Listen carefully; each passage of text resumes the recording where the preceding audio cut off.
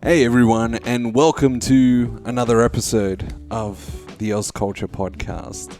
I am joined for this episode by the lovely Denise Chen. Hello everybody! I don't know what the fuck to do with this review, to be honest. I don't know what the fuck I just watched. This movie was like a funeral. Like, I need a week or something to process what I'm going through emotionally. There is no false advertising here, that is for sure. Denise, let's play a little game. Let's take turns at saying what this film is like. This film is like doing a bad bag of cocaine, maybe? Maybe.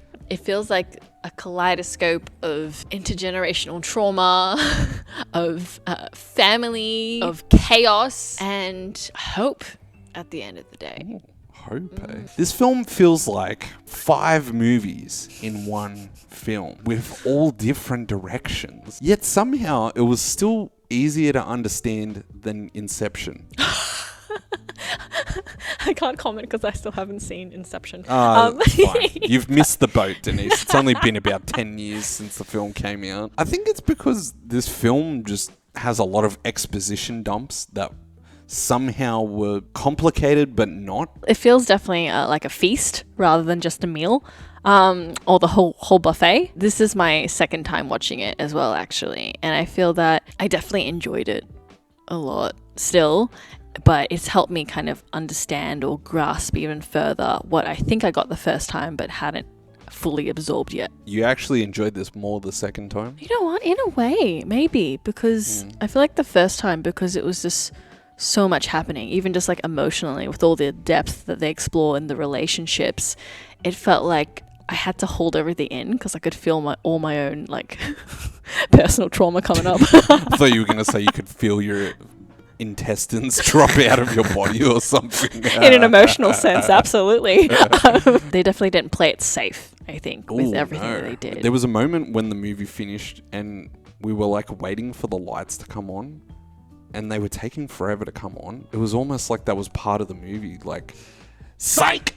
Movie's still going. There were like 5 times where I thought this movie was going to wrap up and end, and it didn't end. I was saying to Denise, I was like, there's more? Like, you looked over at me like, really? You know, one thing that was really interesting watching this movie, seeing Jamie Lee Curtis get old, my childhood can't accept it.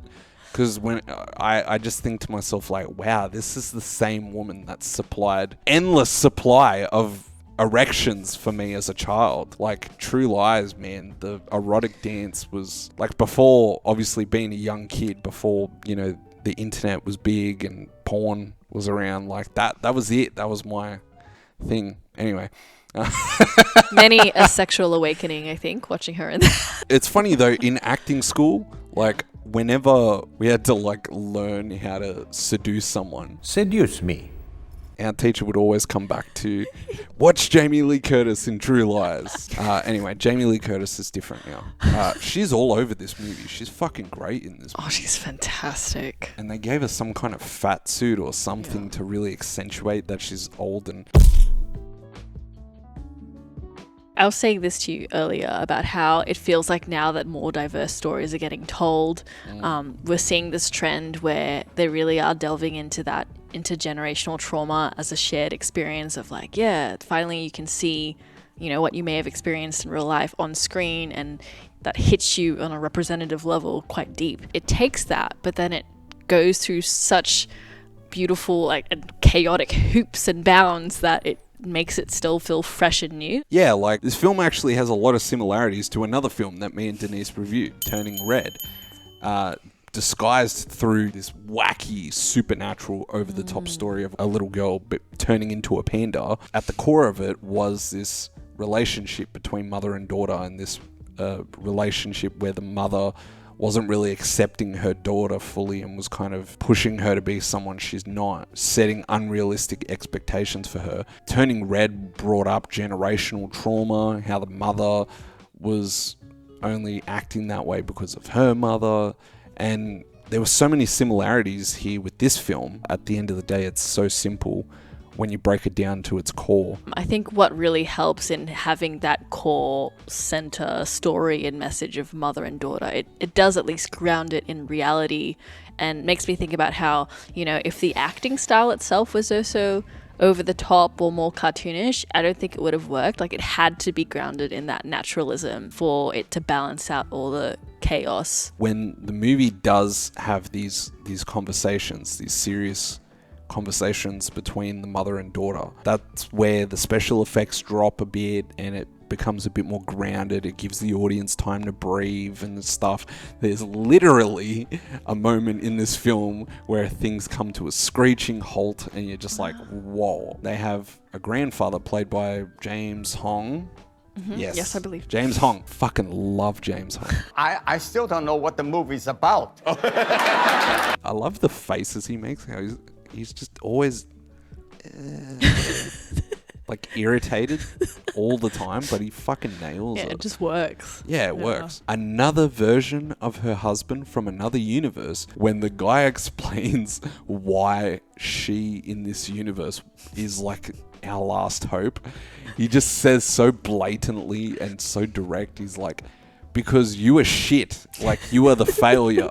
You are the worst version of you in this universe. I guess this movie essentially is saying, like, imagine if you could see yourself in other universes, like the other ways that your life could have been, and then forcing you to kind of deal with that. Yeah, I mean, I guess it definitely gets you to confront your own reality, which kind of sets her off on her own internal journey as well. You as a person confronting like what your happiness is in your universe, like trying to work out what's the best version of your life and whether or not you've lived your life to your maximum potential.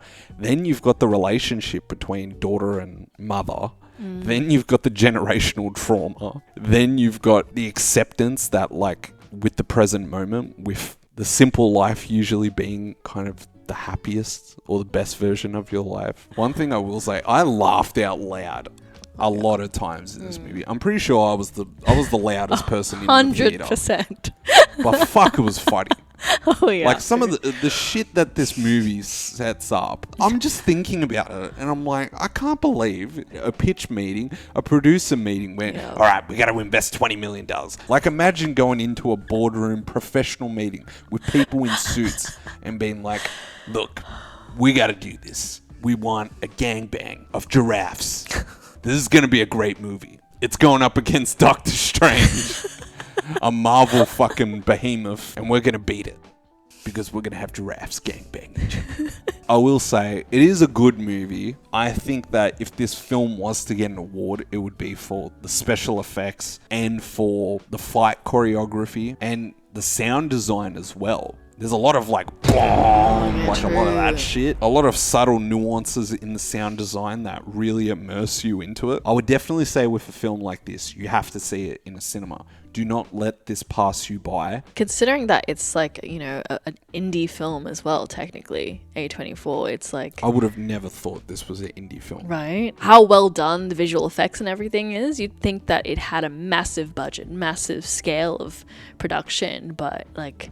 It's just so, I think, well crafted and so meticulous. Yeah, like to have fight scenes with such fluidity that they flow between multiple scenes. This film feels like Family Guy. Like, you know how Family Guy has those cutaways? But imagine if all these random cutaways, by the end of a Family Guy episode, all the cutaways meant something. I think at the end, it really makes it a satisfying experience to have, since it does feel like there is no stone unturned.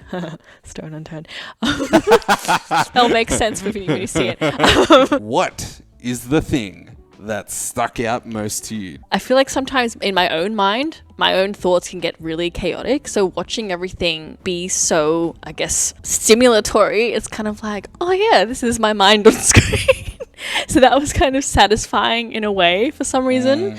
Like, I really appreciate the visual style and all the different practical effects they put into this. If you watched a lot of the interviews and stuff, there's a lot of practical effects that just make it feel so real, that jumping between the different realities just like has that extra touch. Like you'd see Deirdre, who is the character who plays Jamie Lee Curtis plays Deirdre like when she's fighting Michelle Yeoh one of the first few times and she grabs her, but in the other reality you see the hand come up at the like in the car window, that kind of thing. Every time there'd be something tying it in. I don't know if I enjoyed it visually, but I laughed my ass off at a fight scene between Michelle Yeoh and two men with something stuck up their ass. And they stay up there, the whole fight scene as well, which is incredible.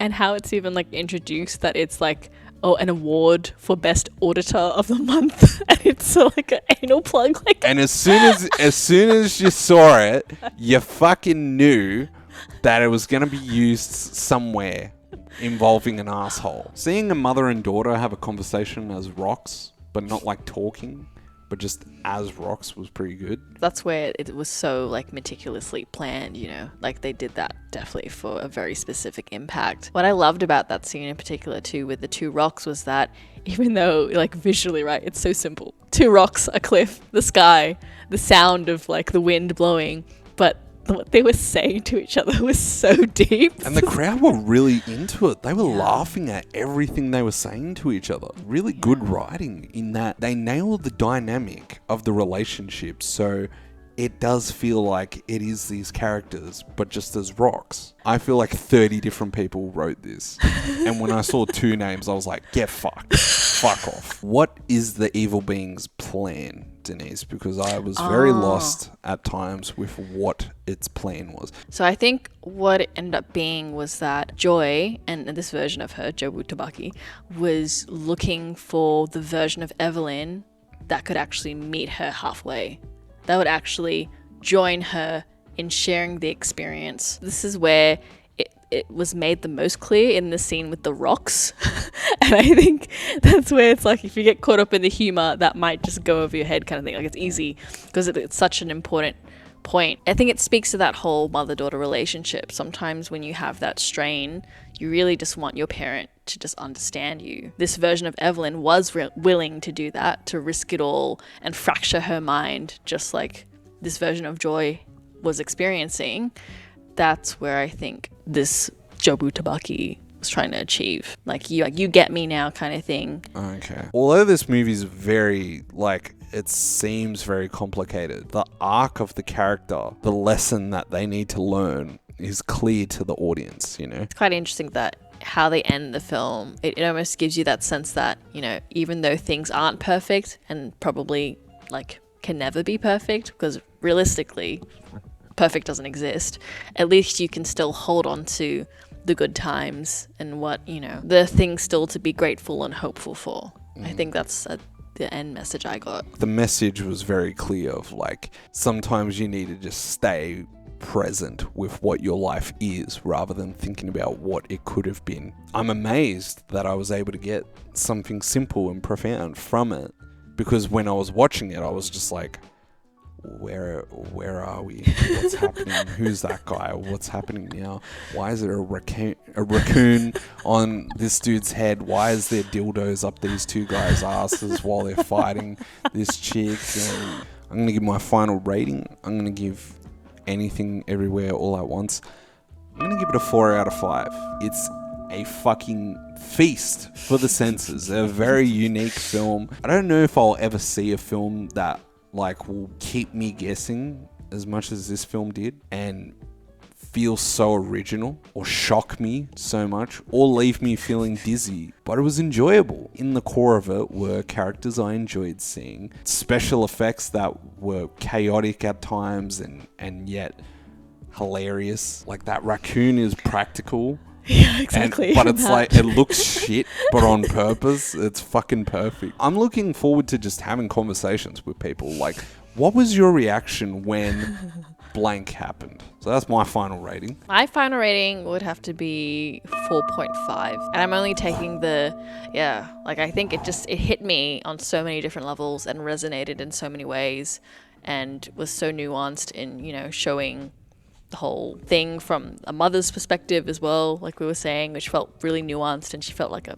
real human being rather than just a tiger mom stereotype. Yeah, I'm only taking a 0.5 off because I feel like it definitely should come with a warning and a caution for photosensitive people. And definitely if older audiences go to watch it, like I worry as well, because it is a lot. But when you say older, you mean like elderly? Yeah, elderly. So it's not for the faint of heart. Awesome. Cool.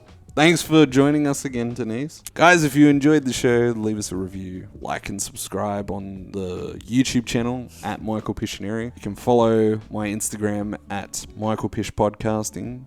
Give me a like there. You can leave a review of the podcast if you enjoyed it. Show us some love because we want other people to listen to the show. So, yeah, help a brother out. Cool. All right. Cool. Catch you guys later. Bye-bye.